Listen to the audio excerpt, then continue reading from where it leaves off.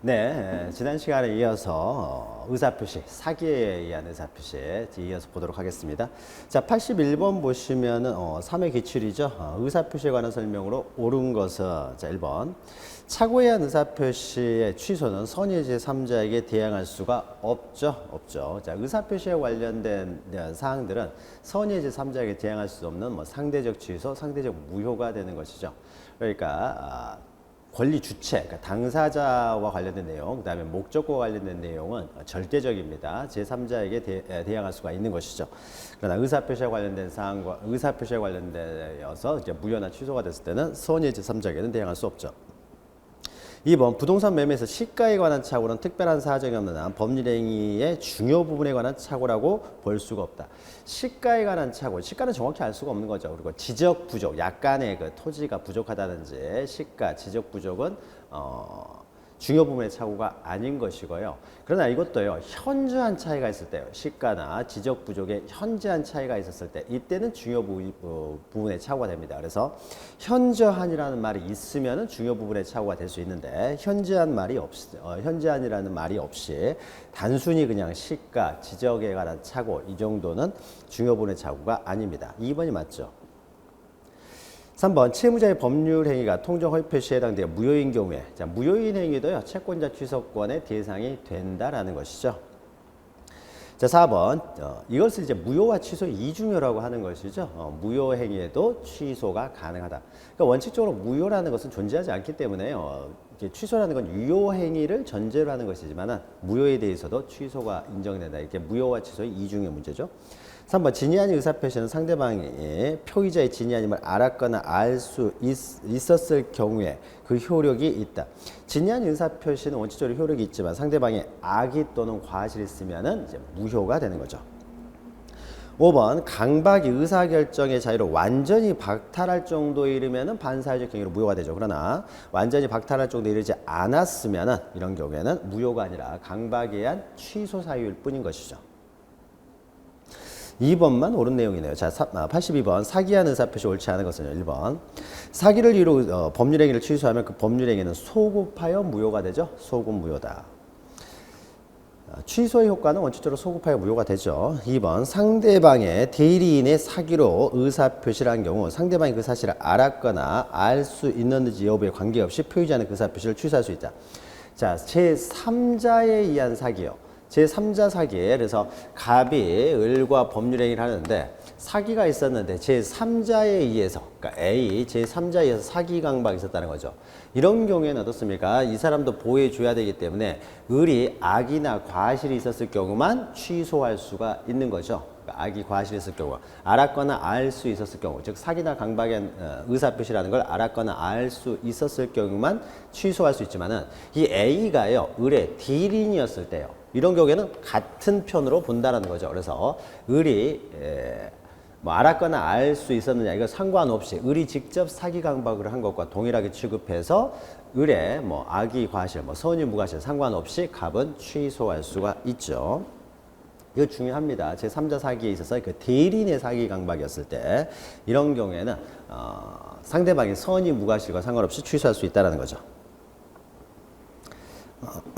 자, 3번 사기한 의사표시 취소는 선의 제3자에게 대항할 수 못하는 거죠. 이때 제3자의 선의는 추정이 되는 거죠. 따라서 스스로 선임을 증명할 필요 없고 상대방 쪽에서 그 악의를 입증을 해야 되는 거죠. 4번 부작이나 침묵도 경우에 따라서는 기망행위가 될 수가 있습니다. 고지 의무가 있는 사람이 고지를 하지 않았을 경우에는 부작이나 침묵이 또 기망행위가 돼서 사기로 인한 의사표시가 가능하고요. 5번 기망행위는 불법행위를 이유로 한 손해배상 청구권을 발생시킬 수도 있죠. 기망행위는 이제 위법행위가 되기 때문에 손해배상 청구와도 경합이 가능합니다. 손해배상 청구도 가능하다. 자, 83번 사기 옳은 것은요. 1번 사기와 의사표시 사이에 인과관계가 있어야 되는 거죠. 그래서 사기에 의해서요. 사기에 의해서 의사표시를 했기 때문에 의사표시에 하자가 있는 거잖아요. 그래서 을이 아무리 사기를 했다고 하더라도 갑이라는 사람이 착오에 빠져서 을의 사기에 의해서 착오에 빠져서 의사표시를 한 것이 아니라면은 이런 경우에는 사기에 의한 의사표시가 아니기 때문에 취소할 수가 없죠. 2번 제3자의 기망행위에 의하여 신원보증서류에 기명날이 난다는 착각에 빠진 상태로 연대보증계약서의 서명날이 난 경우. 자, 이것은 그냥 외워두세요. 이건 표시상의 착오라는 거죠. 표시상의 착오입니다. 표시상의 착오가 되면은요, 표시상의 착오가 되기 때문에 착오를 이유로 의사표시를 취소할 수가 있는 거죠. 이게 표시상의 착오예요. 근데 만약에 이게 착오가 아니라요, 사기가 나오면 이건 틀린 말이 되는 거죠. 옳은 말이 되는 거죠. 사기가 되면은. 착오로 이유로 취사표시를 취소할 수가 없다. 착오를 이유로 취소할 수 있는 것이고, 사기를 이유로는 취소할 수 없죠.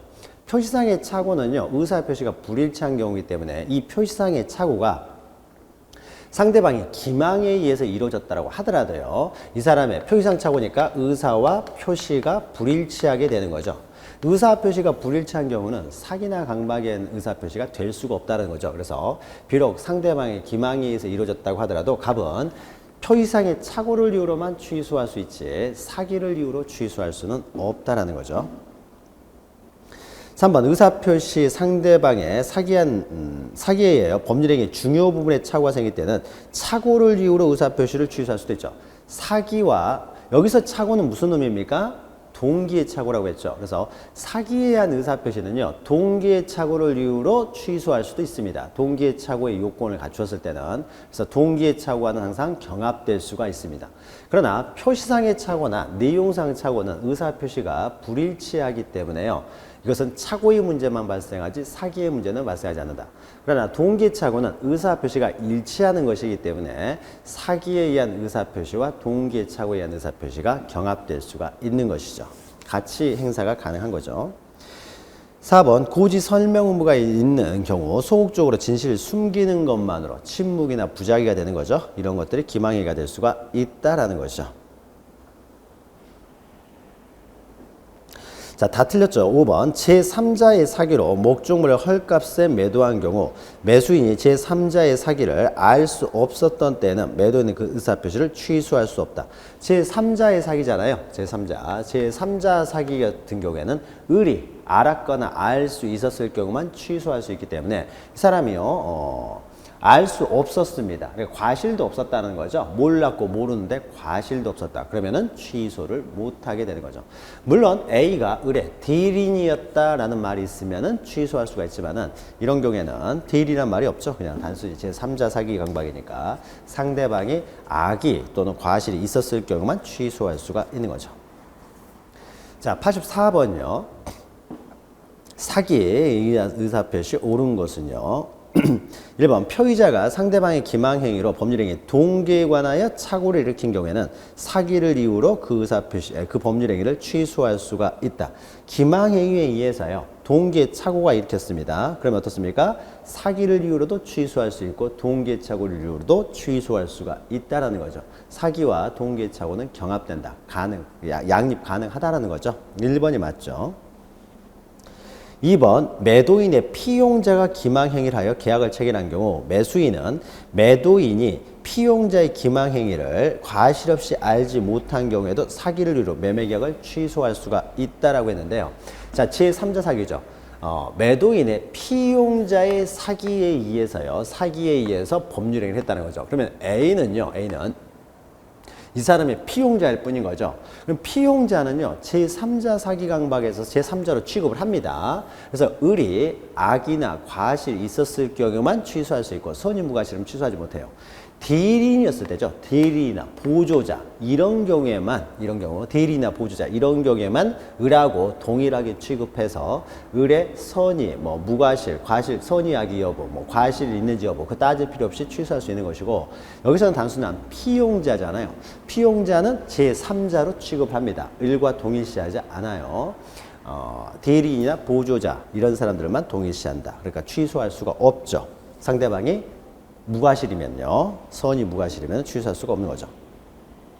3번 매도인이 매수인의 기망행위를 이유로 계약을 취소한 경우에 그 기망행위가 불법행위에 해당한다면 매도인은 부당이득 반환과 불법행위로 인한 손해배상을 중첩적으로 청구할 수 있는 것이 아니라 선택적으로 행사할 수가 있는 거죠. 그래서 부당이득 반환 청구를 하든지 취소를 하면은 부당이득 반환 청구를 하는 거죠. 취소를 하고 부당이득 반환 청구를 하든지 아니면은 불법행위로 손해배상을 청구하든지 둘 중에 하나만 행사할 수 있는 것이지 부당이득 반환 청구도 해가지고 자기가 준 돈 다 받으면서 또 거기다가 뭐예요? 불법행위 손해배상까지 청구할 수는 없습니다. 그래서 선택적으로 행사할 수 있는 것이지 중첩적으로 행사할 수는 없다.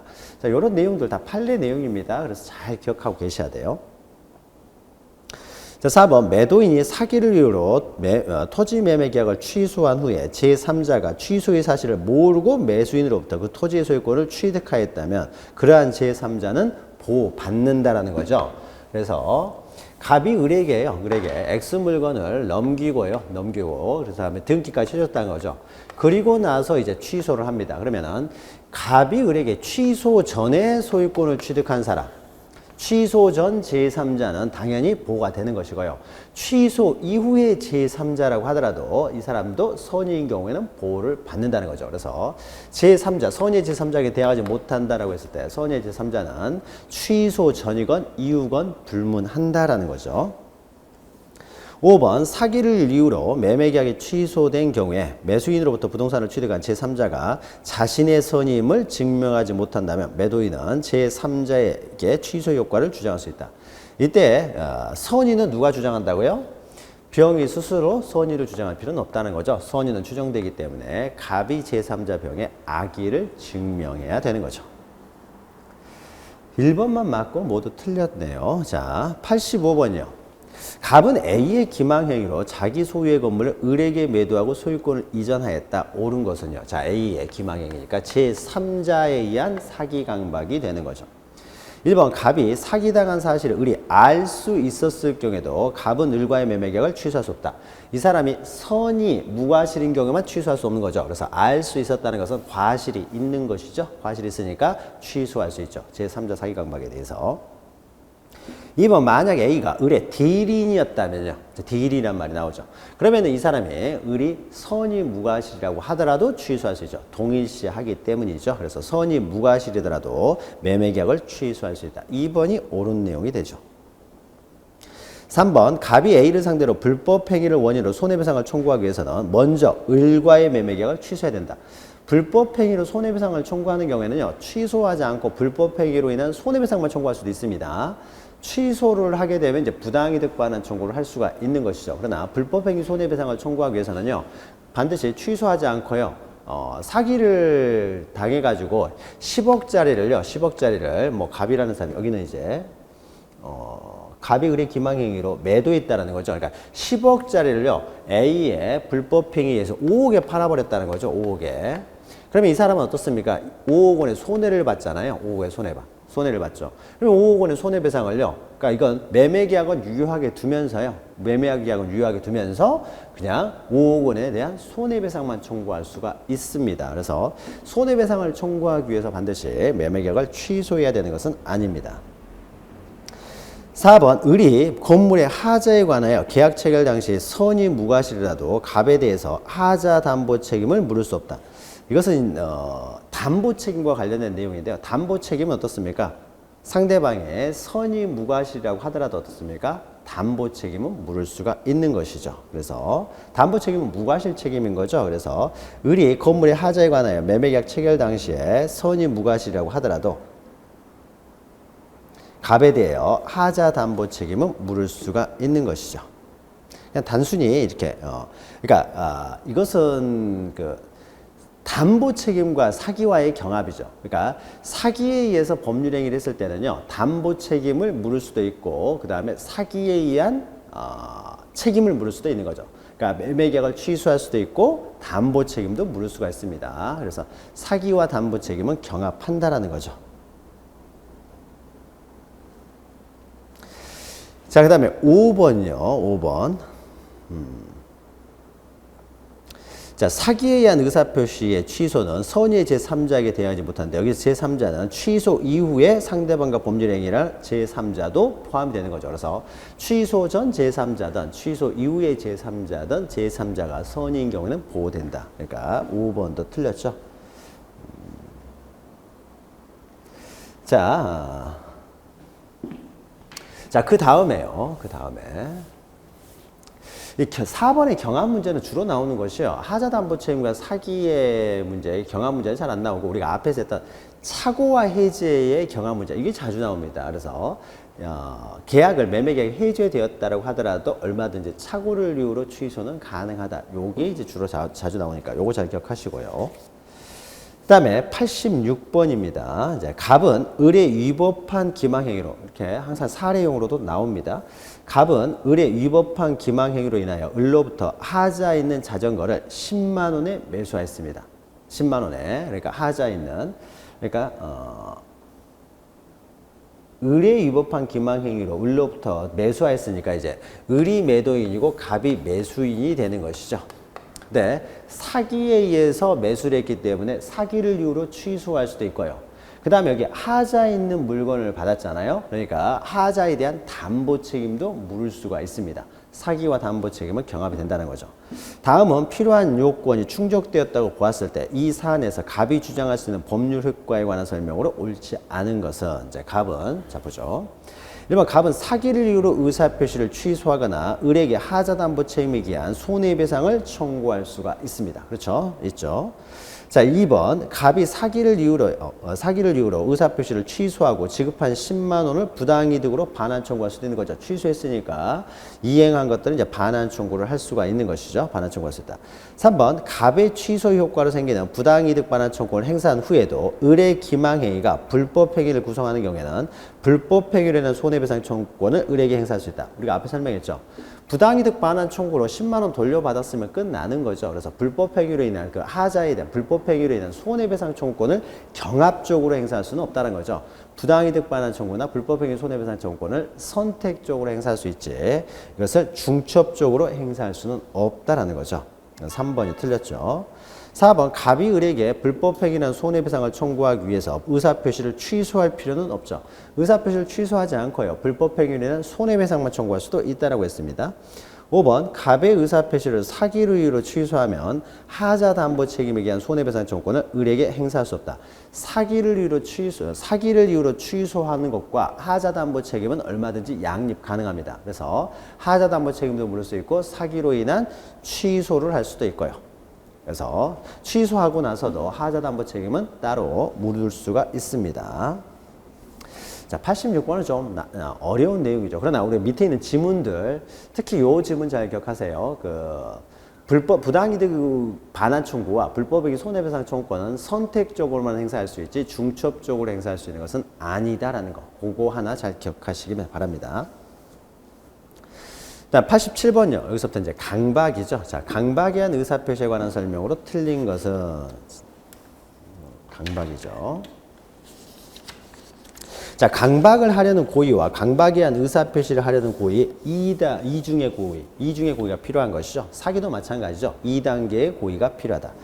2번 강박행위는 장차 해악이 초래될 것을 고지하여 공포심을 일으키게 하는 행위를 말하며 해악은 재산적이든 비재산적이든 상관이 없습니다. 불문한다라는 거고요. 3번 상대방 또는 제3자의 강박에 의해 의사결정의 자유가 완전히 박탈된 상태에서 이루어졌다면 이것은 반사회적 행위로 무효가 되는 거죠. 효과 의사에 대응하는 의사가 아예 없는 거죠. 내심 의사가 무효가 된다. 4번 강박행위와 공포심 유발 사이에 인과관계가 존재해야 되고 인과관계 유무는 일반인을 기준으로 판단하는 것이 아니라 주관적으로 판단한다는 거죠. 그래서 상대방이요. 이거는 주관적으로 판단하는 거죠. 사기도 마찬가지고 강박도 마찬가지고요. 여기 갑이 있고 여기 을이 있을 때 을이 사기나 강박을 했을 때요. 을이 아무리 사기나 강박을 했다고 하더라도 갑이 착오나 공포심을 일으키지 않았으면 어떻게 됩니까? 이건 사기나 강박에 대한 의사표시가 안 돼 버리는 것이죠. 따라서 객관적으로 판단하는 것이 아니라 일반인은 다 사기나 강박에 의해서 착오나 공포심을 일으켰을 텐데 갑은 거기에 일으키질 않았어요. 그러면 일반인의 입장에서는 사기 강박이 되지만은 갑의 입장에서는 사기 강박이 되지 않는 거죠. 따라서 갑은 사기 강박을 이유로 취소할 수가 없죠. 따라서 일반인을 기준으로 하는 것이 아니라 주관적으로 판단합니다. 5번 부정행위에 대한 고소고발. 자, 부정행위에 대한 고소고발은 정당한 행위가 됩니다. 다만 이것도요. 부정한 이익을 목적으로 하는 것이라면은 정당한 권리 행사가 되지 않죠. 그러나 부정한 이익을 목적으로 하는 것이 아니라면은 정당한 권리 행사가 되기 때문에 위법하지 않다라는 거죠. 자, 88번이요. 88번. 자, 갑은 을의 범죄를 고발하겠다고 을을 협박하였고, 을은 이를 무마하기 위하여 자신이 소유하고 있는 X 토지를 갑에게 증여하기로 하였다. 자, 여기서는 이제 을이 갑에게 증여하네요. 협박에 의해서 증여하는 거죠. 고발하겠다고 협박하였고, 이렇게 협박을 한 것이죠. 자, 옳은 것은 1번. 을은 증여 의사의 흠결에 따른 증여 계약의 무효나 강박을 이유로 한 취소를 주장할 수 있을 뿐이며 증여 계약이 반사회 질서의 법률행위로서 무효라는 것을 주장할 수는 없다.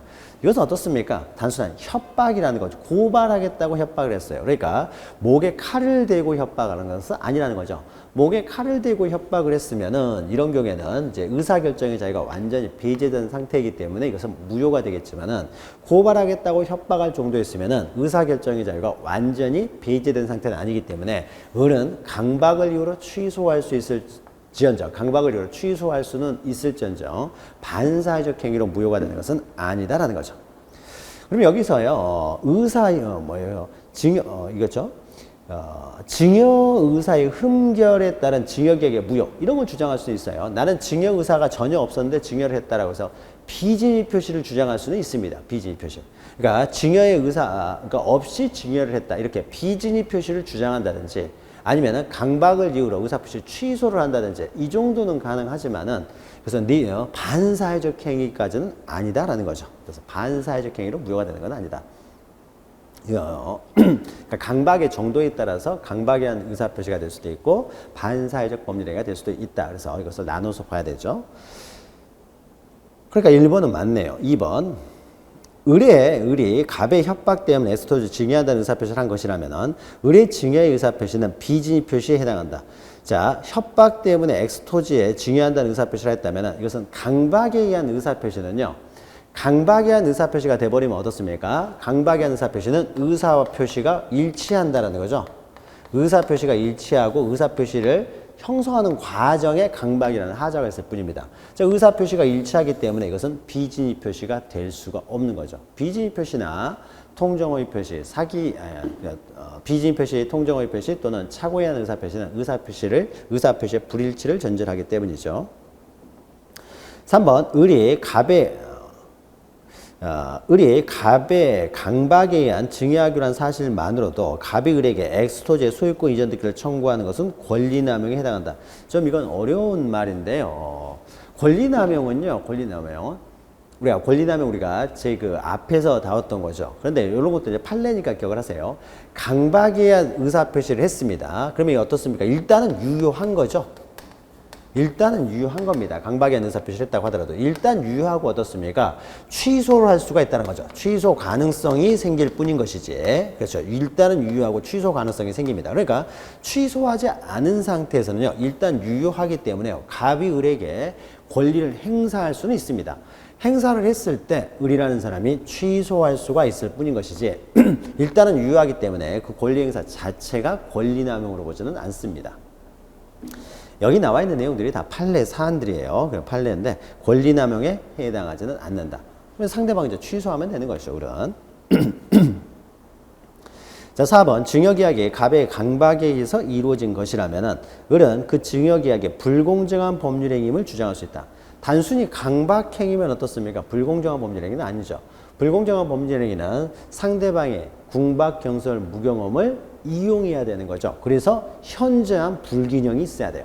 그러니까 객관적으로 현저한 불균형이 있고 주관적으로 상대방의 궁박, 경설, 무경험을 이용했어야 되는데 단순히 강박이라는 이유만으로 불공정한 법률행위가 되는 것은 아니다라는 겁니다. 자, 5번 증여계약이 강박에 의한 것이어서 무효라는 을의 주장은 증여계약을 취소한다는 의사표시를 당연히 포함하고 있다. 자, 무효를 주장하고 있어요. 이때. 자, 무효를 주장하는 것이요. 거기에 취소가 당연히 포함되어 있는 것은 아닌 거죠. 자, 법률행위는 어떻습니까? 무효일 수도 있고 유효일 수도 있는 거죠. 자, 무효일 수도 있고 어떻습니까? 유효일 수도 있는 거죠.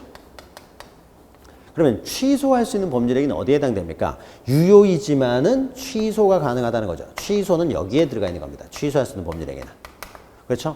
그러니까 무효는 여기에 해당되는 것이고 취소는 여기에 해당되기 때문에 무효 주장 안에요. 취소의 내용이 포함되어 있는 것은 아니다라는 거죠. 취소의 내용이 포함되는 건 아닙니다. 그래서 무효를 주장할 수도 있고요. 또 취소를 주장할 수도 있는데 무효나 취소를 따로따로 주장을 해야 되는 것이지 무효만 주장했을 경우에는 이 주장 안에 취소가 포함되어 있는 것은 아니다라는 겁니다. 그래서 당연히 포함한다 했으니까 틀렸죠. 1번만 맞는 내용이죠. 자, 89번. 사기 또는 강박에 대한 의사표시에 관한 설명으로 옳지 않은 것은요. 1번. 부정행위에 대한 고소 고발도요. 목적이 정당하더라도 수단이 잘못됐을 경우에는 강박행위가 될 수가 있는 것이죠. 그래서 부정행위에 대한 고소 고발도 부정한 목적으로 이용할 목적이었으면 부정한 목적으로 이용하기 위해서라든지 아니면 수단이 잘못됐을 경우에는 이런 경우에도 강박행위가 될 수가 있습니다. 2번 사기에 대한 의사표시가 성립하기 위해서는 기망행위가 위법하여야 된다. 사기에 대한 의사표시가 성립하기 위해서는 기망행위가 위법하여야 된다. 맞죠? 맞죠. 위법한 기망행위에 대해서만 사기로 인하여 취소할 수 있죠. 죄송합니다. 자, 강박이나 사기에 대한 의사표시는요, 기망행위라든지 강박행위가 위법해야 되겠죠. 그래서 위법성이 없으면은요, 이것은 기망행위나 강박행위가 해당되지 않아서 취소할 수가 없죠. 3번 중요한 구체적 사실을 신의성실의 의무에 비추어 비난받을 정도의 방법으로 허위 고지한 상품 선전 행위는 기망행위가 될 수가 있는 거죠. 비난에 받을 정도의 방법으로. 그러니까 사회적으로 용인할 수 있는 범위를 넘어섰다는 거죠. 용인 범위를 넘어섰을 때는 당연히 과장, 허위 고지 이런 것들이 기망행위가 될 수 있습니다. 그런데 약간의 과장이요.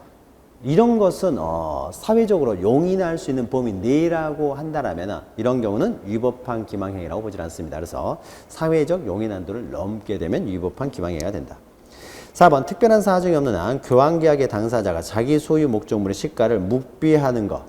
이것은 인지상정이라는 거죠. 자기 것을 좀 비싸게 부른다든지 좀 진정한 시가를 좀 감춘다든지 이런 것들은 인지상정이다. 상식적으로 용납될 수 있는 범위라는 것이죠.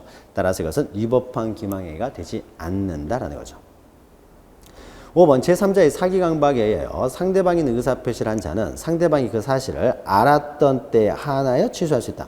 알았던 때에 하나에 취소할 수 있는 것이 아니라 알 수 있었을 때도 취소할 수 있는 거죠. 그래서 제3자 사기 강박 같은 경우는 그 상대방이 알았거나 또는 알 수 있었을 경우에도 취소할 수가 있는 거죠. 그래서 5번이 이제 틀린 내용이 되죠. 자, 90번요. 사기 강박의 의사표시 옳지 않은 것은 1번. 사기를 당한 자가 의사표시를 취소하지 않더라도 그 사기가 형법상 범죄가 되면 그 의사표시는 무효이다. 사기의 의사표시는요, 취소하여야 무효가 되는 것이지, 그러니까 위법행위니까요, 형법상 범죄가 되겠죠. 형법상 범죄가 됩니다. 그러니까 형법상 범죄가 됐다는 이유만으로 의사표시 자체가 무효가 되는 것은 아니고요. 취소를 해야만이 무효가 되는 거죠. 취소하지 않으면 사법상으로는 유효합니다. 그러니까 물론 위법한 기망행위니까 범죄가 된다고 하더라도 상대방이 거기에 대해서 취소하지 않으면 사법상 법률행위는 유효하다는 거죠. 1번이 틀렸네요. 2번 사기나 강박을 당한 자가 의사표시를 취소하더라도 그 취소는 선의의 제3자에게 대항할 수 없다. 맞죠?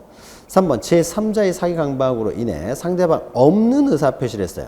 상대방 없는 의사표시니까 상대방 보호 가능성이 없는 거죠. 보호할 필요가 없습니다. 그러니까 언제든지 취소할 수가 있는 거죠. 이렇게 상대방이 있었을 경우에는 그 상대방을 보호해주기 위해서 상대방이 악의 또는 과실이 있는 경우만 취소할 수 있지만 상대방이 없는 의사표시니까요. 이제 이런 경우에는 언제든지 취소할 수 있는 거죠. 4번 대리인이 상대방을 기망한 경우 많이 나왔죠. 본인이 그 사실을 알았거나 알 수 있었느냐 상관없이 의사표시를 취소할 수 있죠. 그 제3자가 대리인이나 보조자 이렇게 상대방과 동일시할 수 있는 경우는 언제든지 취소할 수 있고요. 5번 보증계약에서 주채무자가 보증인을 속인 경우 채권자가 이러한 사실을 알았거나 알 수 있을 때 하나여 보증인은 그 보증계약을 취소할 수 있다. 자, 이것은요 너무 우리의 시험법을 좀 넘어가는 것이네요. 주채무자가 보증인을 속였다고 해서 채권자가 그러한 사실을 알았거나 알 수 있을 때 하나여, 그러니까 이건 뭐예요? 주채무자가 보증이니까 그냥 제3자 사기 강박이 되는 거죠. 그러니까 이런 거죠. 주채무자가 갑이면은요, 이제 갑이 A한테 이제 돈을 빌립니다. 그런데 보증인을 세우라고 했다는 거죠. 채권자가 보증인을 세우면은 돈을 주겠다고 하는 거죠. 그러니까 갑이라는 사람이요, 이제 보증인을 안 세우면 돈을 못 빌리기 때문에 보증인을 이제 세웠습니다. 근데 보증을 세우는 과정에서요, 을한테 기망을 했다는 거죠. 갑이 을에게 기망을 했습니다. 기망을 해가지고요, 기망을 해서 이제 보증계약을 체결했다는 거죠. 보증계약은요, 채권자와 보증인 사이에 계약을 체결하는 겁니다. 그래서 사인을 하는 거죠. 보증계약을 체결했어요. 그러니까 이 보증계약이 과연 이제 취소할 수 있느냐의 문제인데요. 자, A가 직접 보증인에게 사기 강박을 한 건 아니죠. 주채무자 갑에 의한 사기 강박이 되잖아요.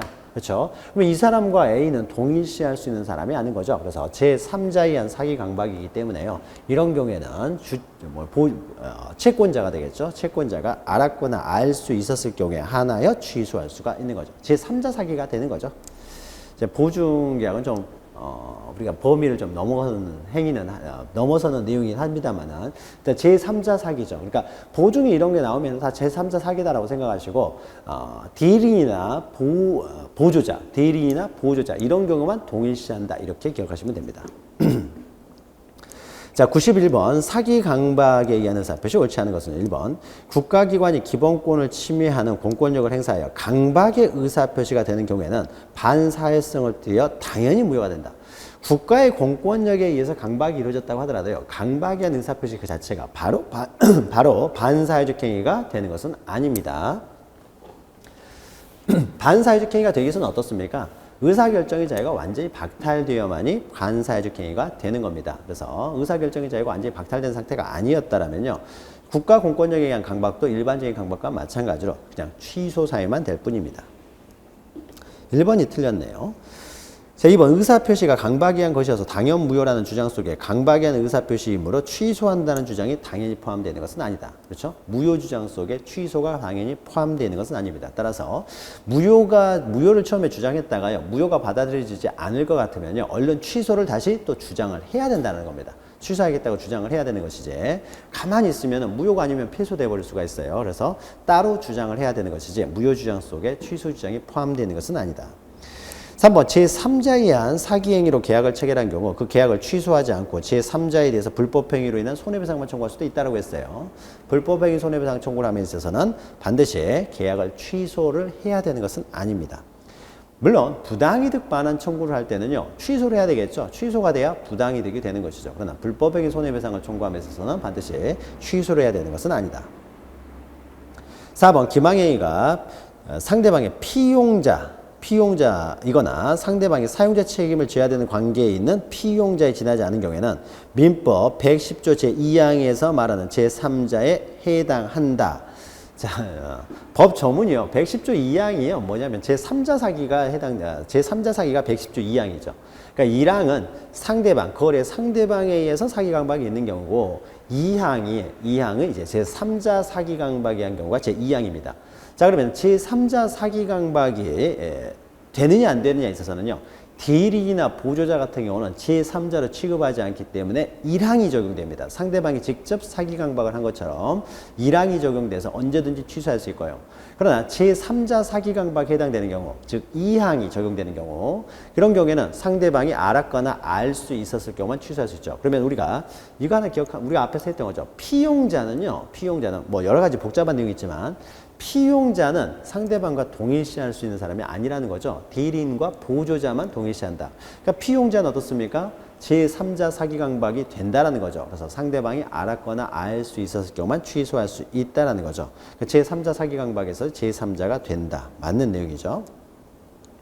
5번 토지거래 허가를 받지 않아 유동적 무효 상태에 있는 거래 계약이 기망에 의해서 이루어졌으면요, 그러면 피사기자, 사기를 당한 사람이 되겠죠. 거래 허가를 신청하기 전 단계에서 이를 주장하여 거래 허가 절차에 협력할 의무를 면할 수 있다.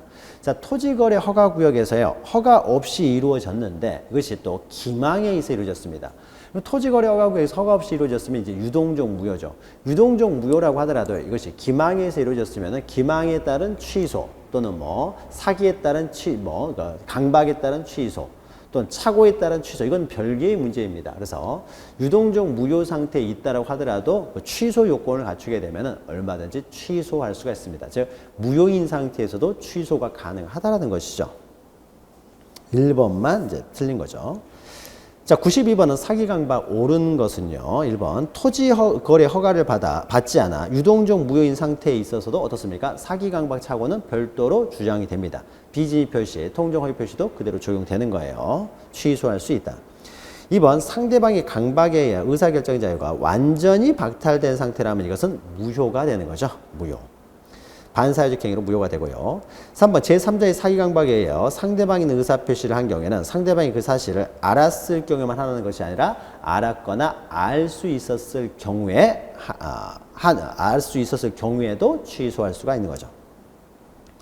4번 표의자가 제3자의 사기 강박에 의해 상대방 없는 의사표시를 했을 때는 언제든지 취소할 수가 있는 거죠. 상대방 보호 가능성이 없으니까 언제든지 취소할 수 있다. 제3자 사기 강박도.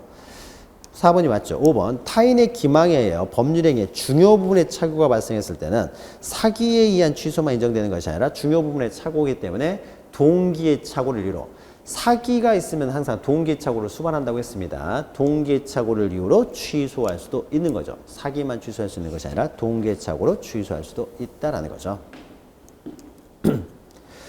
자, 그리고 93번요. 자, 착오 사기 강박에 관한 설명으로 옳은 것은 자, 1번. 사기를 당한 자가 의사표시를 취소하지 않으라도 취소하지 않으면 우리 앞에서 했던 내용이 있네요.